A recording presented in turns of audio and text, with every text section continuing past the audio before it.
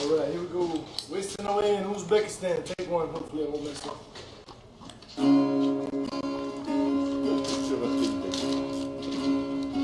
What's out? Oh!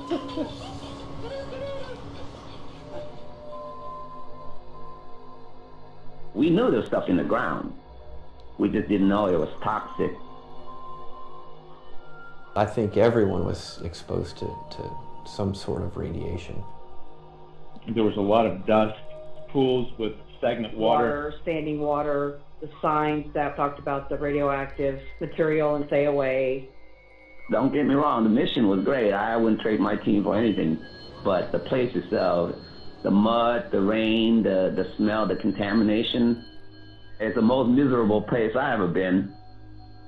Now, years later, it's eye-opening on how many other forms of cancers people are coming down with. And they were all stationed at K2.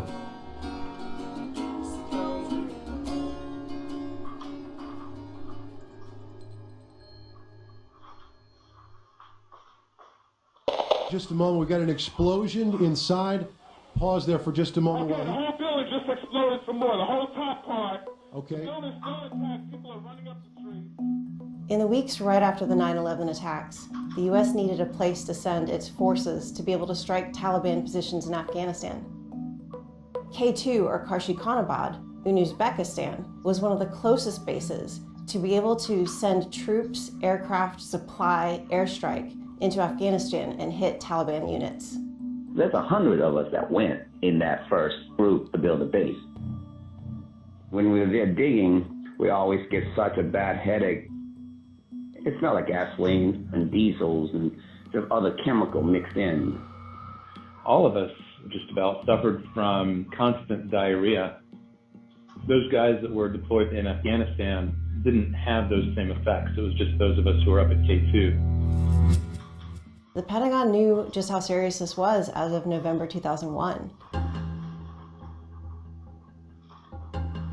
This intelligence report found that ground contamination at K2 airfield did pose a health risk to the U.S. forces deployed there. They found 4 contaminants at the airfield, the worst of which was likely a chemical weapons decontamination site. They don't know what it was cleaning up, but they know it was bad enough that it took 8 months to clean it up. That stuff was in the soil too. The Defense Department will say they acted quickly, and while they did find dirt contaminated with asbestos and low-level radioactive processed uranium, they said the exposure to radiation was low if service members were wearing protective gear. Not at all. There was no protective equipment passed out or recommended for use. They also covered areas of radioactive soil and asbestos with a thick layer of clean dirt to keep people safe. Any layer of clean dirt, that would have washed away with rain and wind and other types of erosion, then actually revealing the chemically and radiation contaminated soil underneath. When it rains, that base, it gets so muddy and everything gets so slushy. I can definitely say that just by being there, by walking on that base, you definitely getting that contaminant everywhere.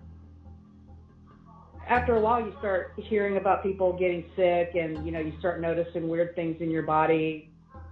I went to the VA and got my blood and urine tested, and it came back that I do have low levels of depleted uranium in my system.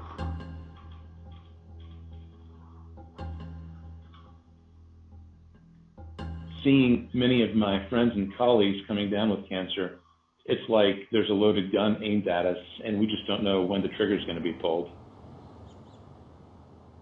I had a physical 10 years after I had returned from K2, and they determined that I was hyperthyroid. My endocrinologist, after further research, determined that my thyroid needed to be removed. And after they removed it and ran a biopsy on the thyroid, they found several nodules that were cancerous. Look at this, Jess. Cool. I know, pretty cool, huh? I did submit a claim to the VA for some type of rating, and they rated me at 0%. My endocrinologist wrote a letter, and I did resubmit my claim with this letter as an attachment. I got denied a claim for this as well. Based on how many K2 veterans came forward and the documents we were seeing, it was really surprising to me when the VA came back and told us the premise of your story is false. There isn't a higher incidence rate of cancer of the men and women that were at K2. What makes me angry is that our government, the people whose backs we had, now don't have our backs. They're continually denying, they're continually backtracking, and they're continually being unsupportive. And that's maddening.